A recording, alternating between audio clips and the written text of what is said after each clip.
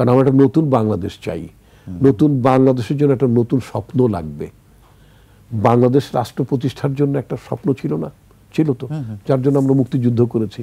মুক্তিযুদ্ধের পর আমরা আমাদের বাংলাদেশ গণতান্ত্রিক রাষ্ট্র, সেটার জন্য আমাদের স্বপ্ন ছিল। বাট আমাদের স্বপ্নগুলো বারবার, আমাদের স্বপ্নগুলো শ্যাটার্ড হয়েছে, ধ্বংস হয়ে গেছে, আমরা কার্যকর করতে পারিনি।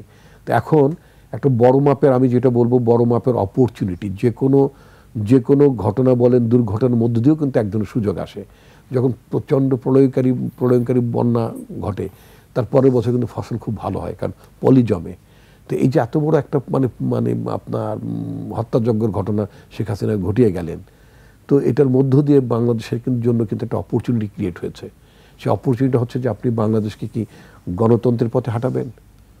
বাংলাদেশে কি একটা জবাবদিহিমূলক সরকার প্রতিষ্ঠা করবেন? বাংলাদেশে কি আপনি মানে রাষ্ট্রটাকে গণতান্ত্রিক রাষ্ট্রে রূপান্তর করবেন? আমাদের আচরণ সমস্ত কিছু থেকে আমাদের গণতান্ত্রিক ধারণাগুলো থাকবে।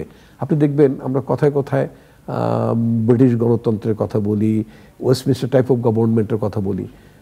আমি গতকালকেই মানে দেখছিলাম শেখ হাসিনার ভাগ্নি, মানে তার ছোট বোনের মেয়ে টিউলিপ সিদ্দিকী, তার অবৈধ সম্পদ অর্জনের ব্যাপারে যে ওখানে যে তদন্তগুলো হচ্ছে, এই সম্পদটা তো আসলে নাথিং বাট শেখ হাসিনার তরফ থেকে, শেখ হাসিনার কাছ থেকে সুযোগ সুবিধা পাওয়া ব্যবসায়ীরাই তো তাকে আপনার মানে কিংস ক্রস থেকে শুরু অন্য জায়গায় এই সমস্ত সম্পদ বাড়িঘর তাকে দিয়েছিলেন। মানে আমি কথাটার উদাহরণটা অন্য জায়গায় তুলতে চাচ্ছি। ওখানে মিনিস্ট্রিয়াল কন্ডাক্ট, একজন মন্ত্রীর কি জাতীয় আচরণ হবে, কোন আচরণটা মিসকন্ডাক্ট হিসেবে ট্রিটেড হবে, সেটা বিবেচনা করার জন্য ব্রিটিশ প্রাইম মিনিস্টারের একজন অ্যাডভাইজার আছেন।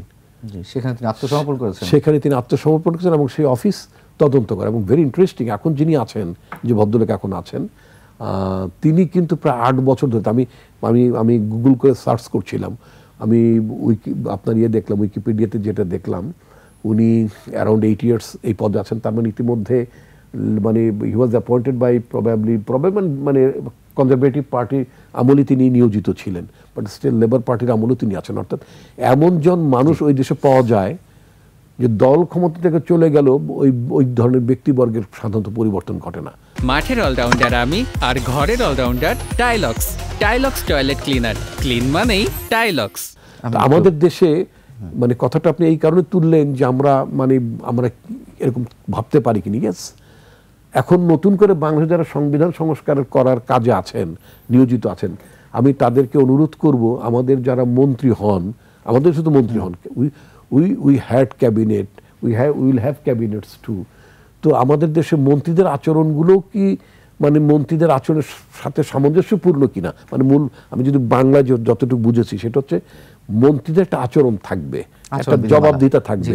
তো সেই জায়গাগুলো নিশ্চিত করার জন্য আমাদের সংবিধান সংস্কার যে কমিশনটা আছে, তাদের ভাবা উচিত হবে আপনার মন্ত্রীদের আচরণগুলো, তাদের পদমর্যাদা বা ওদের সাথে সামঞ্জস্যপূর্ণ কিনা, এটার জন্য সবসময় যেন একটা মানে কি বলে একটা মনিটরিং এর মধ্যে থাকে। সেই ব্যবস্থাটা, ব্রিটিশ ওই ব্যবস্থাটা, তদারকি যে ব্যবস্থাটা, ওইটার জন্য থাকে। পার্লামেন্টের মেম্বারদের জন্য তো ব্রিটেনে অবশ্যই ব্যবস্থা আছে। সুতরাং এখানে শুধুমাত্র খালি কথায় কথায় শুনে 70 অনুচ্ছেদ বাতিল করলে গণতন্ত্রের নহর বয়ে যাবে, একেবারেই ঠিক না। অনেক কিছু করার আছে, চাইলে আমরা পরামর্শ দিতে